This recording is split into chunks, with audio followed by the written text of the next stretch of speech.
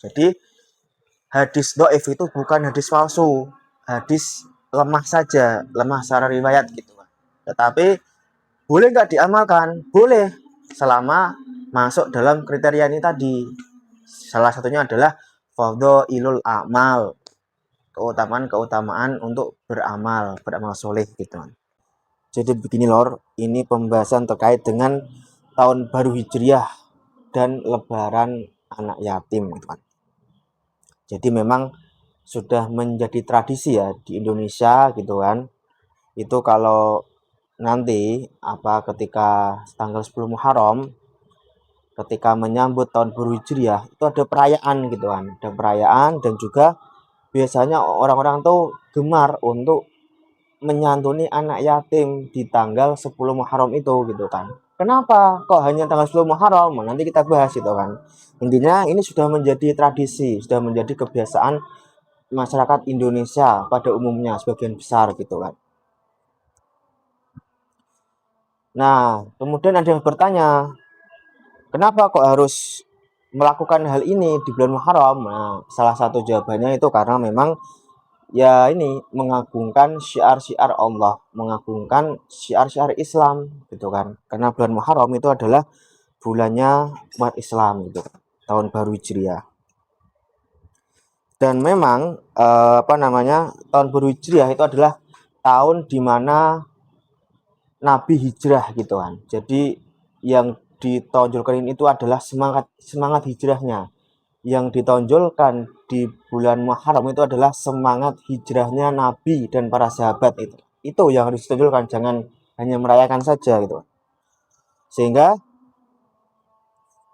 mengagungkan syiar-syiar Allah dan Islam itu istilahnya wajib gitu kan bagi orang yang bertakwa gitu. Sebagaimana dalam firman-Nya Quran surat Al-Hajj ayat 22 ayat 32 yang artinya barang siapa yang mengagungkan syiar-syiar Allah sesungguhnya itu tumbuh ketakwaan hati seorang hamba. Tetapi memang ada nih sebagian kelompok muslim di Indonesia itu yang mengingkari adanya perayaan ini tahun baru Hijriah. Kenapa? Ya karena alasannya klasik gitu kan. Karena ini tidak ada di zaman Nabi, karena tidak dilakukan oleh para sahabat, karena tidak pernah ada contoh dari ulama salaf, sahabat, tabi'in, tabi'ut tabi'in. Dari Nabi nggak ada contoh untuk merayakan tahun baru Hijriah. Padahal mereka orang-orang yang tahu betul tentang Islam gitu kan. Kenapa mereka nggak melakukan perayaan tahun baru Hijriah gitu kan. Kita kan harus mencontoh mereka gitu. Itu alasan klasik seperti itu. Sehingga muncullah stempel bid'ah, ini adalah perbuatan bid'ah, ini adalah istilahnya mengada-ngada. Islam tidak pernah mengajarkan perayaan tahun baru Hijriah gitu kan. Dan mereka juga berdalih bahwasanya tahun baru Islam itu hanya ada dua, yaitu Idul Fitri dan juga Idul Adha, maksudnya hari raya Islam. Hari raya umat Islam itu cuma ada dua, Idul Fitri, Idul Adha, tidak ada ketiga, keempat, dan seterusnya. Termasuk hari raya atau perayaan tahun baru Hijriah tidak ada dalam Islam. Itu dalih mereka. Begitupun yang melakukan tidak mau kalah gitu kan. Mereka juga berdalih bahwasanya mereka meyakini hari raya umat Islam itu cuma ada dua, Idul Fitri sama Idul Adha. Nah, ketika tahun baru Hijriah itu tidak ada keyakinan ini hari raya ketiga, enggak. Cuman mereka hanya memperingati momen gitu kan. Ini momen apa? Momen hijrahnya Rasulullah dan para sahabat gitu loh. Jadi seorang muslim harus mengagungkan dan menghormati gitu loh. Jadi bagi yang merayakan itu berdalih bahwasanya ini hanya momen saja, kita tidak meyakini ini hari raya ketiga, tapi hanya memperingati momen bersejarah dalam Islam, yaitu hijrahnya Rasulullah dari Mekah ke Madinah gitu loh. Jadi memang perbedaan pendapat ini tuh sudah lama gitu kan, dan tidak perlu diperuncing gitu loh, karena tidak ada manfaatnya dan hanya buang-buang energi saja. Sehingga yang perlu kita lakukan adalah saling menghormati, saling menghargai saja. Yang mau merayakan ya monggo, tapi harus diisi dengan kegiatan yang positif, misalkan tablik akbar, pengajian gitu kan. Kemudian membakar semangat para audiens, para jamaah terkait dengan semangat hijrahnya Rasulullah dan para sahabat. Jangan malah diperingati dengan dangdutan atau dengan sonhorek gitu kan, dengan apa namanya pengajian, tapi pengajiannya malah lucu-lucuan, nggak fokus gitu loh, malah bikin lucu, malah bikin provokasi. Jangan seperti itu justru malah mengganggu gitu kan, malah tidak kontraproduktif gitu loh, itu malah mengganggu orang lain.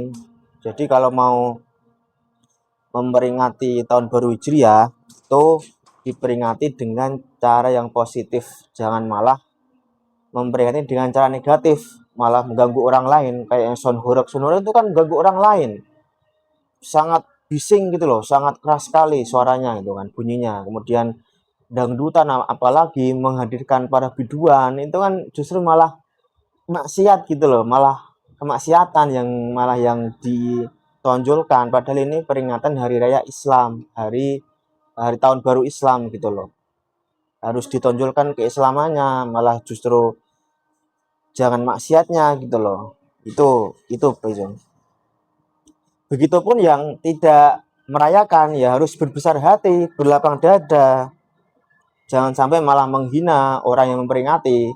Toh mereka memperingati itu apa namanya dengan kegiatan yang positif gitu kan, pengajian dan sebagainya, bukan kemaksiatan. Tapi kalau dengan kemaksiatan silakan dikomplain gitu kan, di istilahnya diperingatkan gitu loh. Jadi yang tidak merayakan pun harus berbesar hati, berlapang dada, monggo silahkan, tidak masalah. Jangan malah memprovokasi dengan ini bid'ah, ini nggak ada di zaman Nabi, ini nggak pernah dilakukan oleh para sahabat, itu kan itu sangat tidak etis lah gitu loh. Karena tidak semua hal yang tidak dilakukan oleh Nabi atau sahabat itu juga haram. Itu ada pembahasannya, bahwasanya tidak semua hal yang tidak dilakukan oleh Nabi dan para sahabatnya itu tidak semuanya haram. Bahkan boleh gitu kan, dianjurkan, ada juga seperti itu. Itu namanya atarku namanya. Nah, ini lebaran anak yatim. Ini juga sama. Jadi memang kalau tadi tahun baru Hijriah, sekarang momennya lebaran anak yatim tanggal 10 Muharram, yaitu momen orang-orang sudah punya tradisi menyantuni anak yatim tanggal 10 Muharram gitu kan. Ini sudah menjadi kebiasaan. Dan ini bagus. Ini tradisi bagus, bahwasanya setiap tanggal 10 Muharram itu kita ada momen untuk menyantuni anak yatim. Tapi jangan sampai berhenti di situ. Maksudnya menyantuni anak yatim tidak harus di tanggal 10, silahkan di tanggal-tanggal yang lain.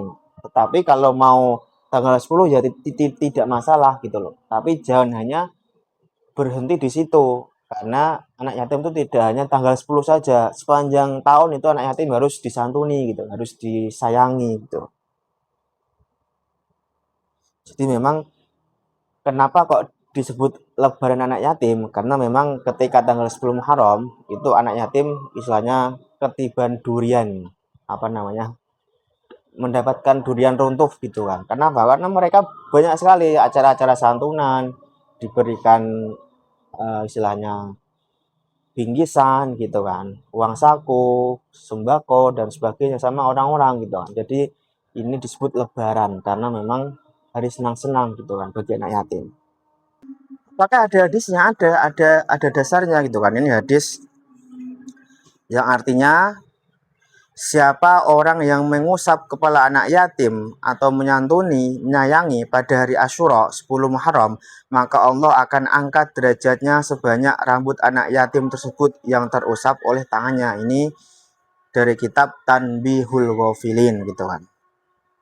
Tetapi memang hadis-hadis tentang keutamaan menyantuni anak yatim di kitab tersebut tanggal 10 Muharram itu memang banyak hadis yang dhaif, yang lemah gitu kan, artinya tidak sahih, sehingga inilah yang menjadikan sebagian orang, sebagian kelompok muslim itu mengatakan ini tuh dasarnya dhaif, ini tuh dasarnya lemah, Jadi tidak ada dasar yang sahih gitu kan.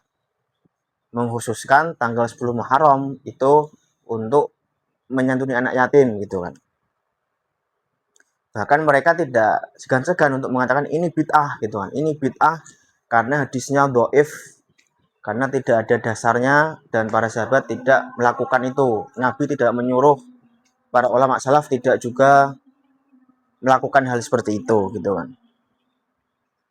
Jadi memang ini tidak boleh dilakukan khusus tanggal 10 saja gitu kan. Karena memang dalilnya seperti itu gitu loh. Nggak ada dalil yang sharih gitu loh.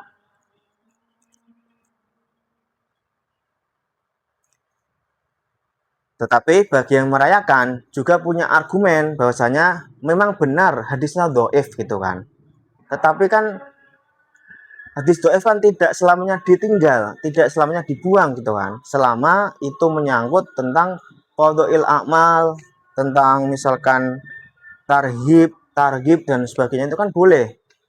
Siapa yang bilang boleh? Yang bilang boleh adalah para ulama. Siapa? Imam An-Nawawi sendiri gitu kan dalam kitabnya Al-Adhkar halaman 8. Artinya adalah para ulama dari kalangan ahli hadis dan ahli fikih mengatakan boleh dan disukai mengamalkan hadis dhaif dalam perkara fadhailul a'mal, keutamaan-keutamaan untuk beramal gitu kan. Targhib memotivasi serta tarhib memberikan peringatan selama hadisnya tidak maudhu atau palsu. Jadi yang penting adalah hadis dhaif itu diamalkan hanya pada kategori tertentu, misalkan terkait dengan keutamaan-keutamaan beramal, fadhail amal, kemudian terkait dengan targhib memotivasi untuk beramal soleh, terus tarhib peringatan, memberikan peringatan gitu kan, serta ya tadi selama hadisnya tidak maudhu atau palsu. Jadi hadis dhaif itu bukan hadis palsu, hadis lemah saja, lemah secara riwayat gitu kan. Tetapi boleh nggak diamalkan? Boleh, selama masuk dalam kriteria ini tadi. Salah satunya adalah fadhailul a'mal, keutamaan-keutamaan untuk beramal soleh gitu kan. Jadi sekali lagi, meskipun itu hadis dhaif, selama masuk dalam kategori yang dibolehkan oleh para ulama, maka boleh diamalkan. Jadi kalau ada hadis dhaif, jangan langsung dibuang, jangan langsung disepelekan, jangan langsung dianggap ini nggak boleh diamalkan. Jangan dulu, lihat dulu penjelasan para ulama seperti apa gitu loh. Kita ini bukan ulama, bukan pakarnya, bukan ahlinya. Jadi harus lihat dulu penjelasan mereka seperti apa ketika melihat hadis dhaif gitu kan. Apakah terkait dengan fadhail amal atau tidak? Apakah terkait dengan targhib atau tidak dan sebagainya gitu. Dan juga ini ada argumen lain, meskipun hadis itu dhaif gitu kan, tetapi kalau ada hadis lain, hadis sahih yang menaungi hadis tersebut tentang keutamaan menyantuni anak yatim secara umum tanpa mengkhususkan hari, tanggal, itu boleh gitu kan. Jadi meskipun hadis ini dhaif, yaitu hadis pengkhususan menyantuni anak yatim tanggal 10 Muharram itu dhaif, tetapi ada nih hadis di atasnya, hadis sahih secara umum gitu kan, hadis tentang keutamaan menyantuni anak yatim tapi tidak ada pengkhususan hari, tapi kan secara umum. Nah, itu menjadi penguat. Jadi menjadi penguat. Hadis sahih itu menjadi penguat hadis dhaif tadi. Meskipun hadisnya dhaif tetapi dikuatkan oleh hadis sahih secara umum, menyantuni anak yatim secara umum meskipun tidak mengkhususkan hari tertentu gitu kan. Dan para ulama terutama jumhur, mayoritas ulama itu juga membolehkan mengamalkan hadis dhaif selama memang ada hadis sahih yang menaunginya secara umum gitu kan. Jadi sekali lagi, meskipun hadis ini dhaif tentang menyantuni anak yatim di tanggal 10 Muharram, tetapi dikuatkan oleh hadis sahih yang menaunginya. Yang intinya adalah hadis sahih itu keutamaan menyantuni anak yatim meskipun tidak ada pengkhususan hari tertentu. Tapi kan ada hadis sahihnya. Jadi hadis dhaif ini tertolong oleh hadis sahih tadi sehingga boleh diamalkan. Jadi ada dua argumen. Yang pertama adalah hadis dhaif boleh diamalkan selama itu terkait dengan fadhailul a'mal, targhib, tarhib dan sebagainya, dan tidak sampai derajatnya hadis palsu atau maudhu. Yang kedua argumennya adalah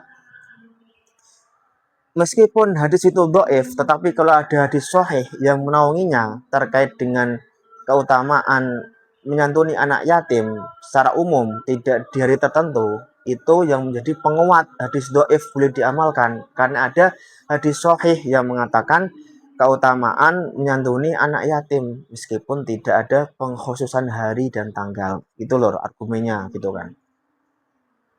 Yang terakhir, jangan marahin ibadahnya tapi tambahin ilmunya gitu kan.